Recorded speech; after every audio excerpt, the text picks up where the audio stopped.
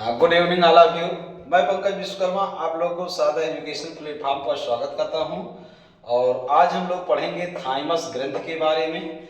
Thymus ग्रंथ पढ़ाने से पूर्व आप लोग से वही एक बात फिर से रिपीट करेंगे कि आप लोग चैनल को अधिक से अधिक सब्सक्राइब करें, शेयर करें, बेल आइकन बजाएं भी, ठीक है।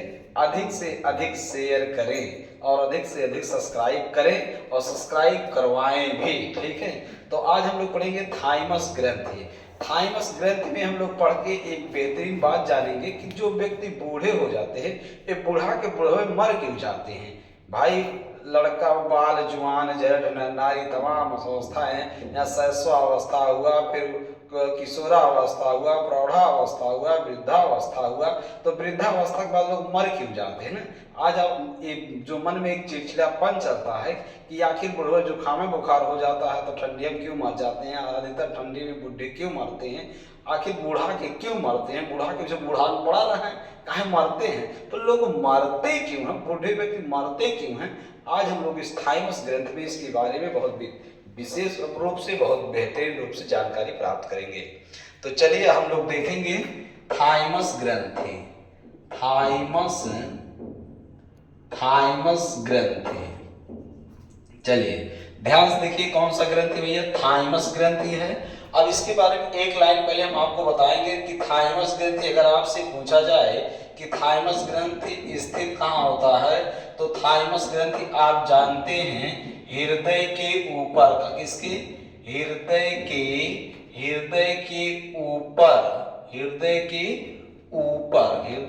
ऊपर स्थित होता है। हृदय के ऊपर कहाँ, सीने में। हृदय के ऊपर कहाँ स्थित होता है भैया, सीने में स्थित होता है, मतलब यहाँ स्थित होता है। थाइमस ग्रंथि यहाँ जो स्टर्ना नामक हड्डी है, इसी हड्डी के नीचे स्थित होता है। कौन ग्रंथ है, थाइमस ग्रंथि। अब थाइमस ग्रंथ के द्वारा स्रावित हार्मोन्स का नाम क्या है, थाइमस ग्रंथ के द्वारा स्रावित हार्मोन्स कौन है, थाइमस ग्रंथ के द्वारा स्रावित हार्मोन्स का नाम होता है थाइमोसिन हार्मोन। कौन सा हार्मोन होता है भैया, थाइमोसिन हार्मोन। थाइमस ग्रंथ के द्वारा स्रावित हार्मोन का नाम होता है थाइमोसिन हार्मोन। अब हम लोग जानेंगे थाइमोसिन हार्मोन का कार्य क्या होता है। तो थाइमोसिन हार्मोन का मुख्य कार्य होता है शरीर में एंटीबॉडी का निर्माण करना। क्या करना भैया, निर्माण करना। निर्माण मतलब संश्लेषण करना, निर्माण करके इसका क्या करना, नियमन करना। क्या करना, नियमन मतलब संचालन करना, पूरे शरीर में फैलाना। पूरा बात समझ में। तो आपने देखा कि थाइमस ग्रंथ स्थित कहाँ होता है, हृदय के ऊपर अर्थात सीने में स्थित होता है। और थाइमस ग्रंथ के द्वारा स्रावित हार्मोन्स का नाम होता है थाइमोसिन हार्मोन्स। और थाइमोसिन हार्मोन्स का कार्य होता है शरीर में एंटीबॉडी का निर्माण करना व नियमन करना। पूरा बात यहाँ तक क्लियर हो गया। चलिए दूसरा बेहतरीन बात अब जानेंगे हम लोग।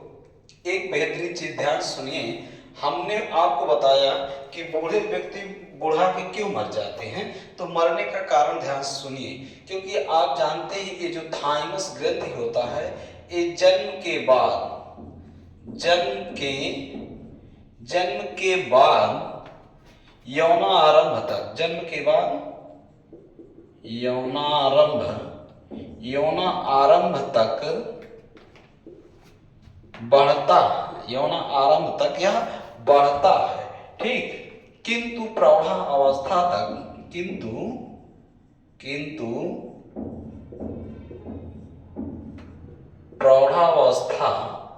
प्रौढ़ावस्था में यह ग्रंथि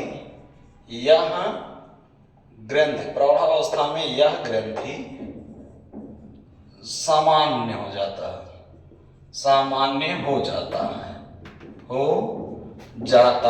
यह ग्रंथि प्रौढ़ावस्था में सामान्य हो जाता है। इसके बाद घटते प्रौढ़ावस्था के बाद इसके बाद घटते यह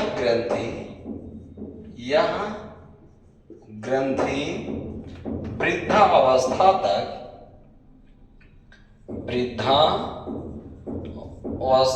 तक नष्ट हो जाता है, नष्ट हो जाता है। ध्यान से देखिए, अब देखिए थाइमस, हमने आपको क्या बताया कि थाइमस ग्रंथि का कार्य, थाइमस ग्रंथि के द्वारा स्रावित हार्मोन का नाम थाइमोसिन हार्मोन होता है।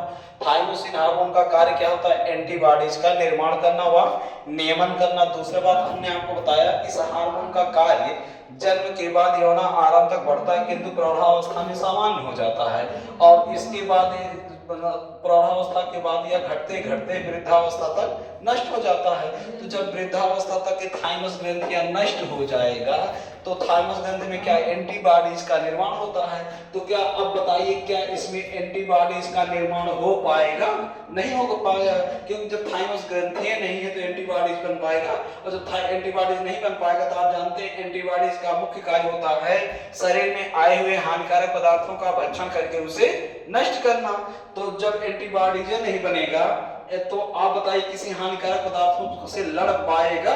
तो किसी हानिकारक पदार्थ से लड़ नहीं पाएगा, और जब लड़ नहीं पाएगा तो रोगाणु शरीर पर हम हावी हो जाएंगे और पूरे शरीर को क्षति पहुंचा देंगे, जिसके कारण वह व्यक्ति मर जाता है। तो बुढ़वन में एक ग्रंथियां क्या हो जाता है? नष्ट हो जाता है। जब बुढ़वन में ग्रंथियां नष्ट हो जाता है तो एंटीबॉडीज नहीं बन पाता है, और एंटीबॉडीज नहीं बन पाता है तो रोगाणुओं से लड़ नहीं पाते हैं, और रोगाणु शरीर में हमला कर देता है और तो पूरे शरीर में फैल जाता है, जिसके कारण बुढ़वन का जुकाम बुखार हो जाता है तो मर जाते हैं। क्योंकि जिसे कहते हैं इम्यूनिटी बहुत कमजोर हो गया, तो इम्यूनिटी बहुत कमजोर हो जाता है क्योंकि एंटीबॉडीज बनता ही नहीं है।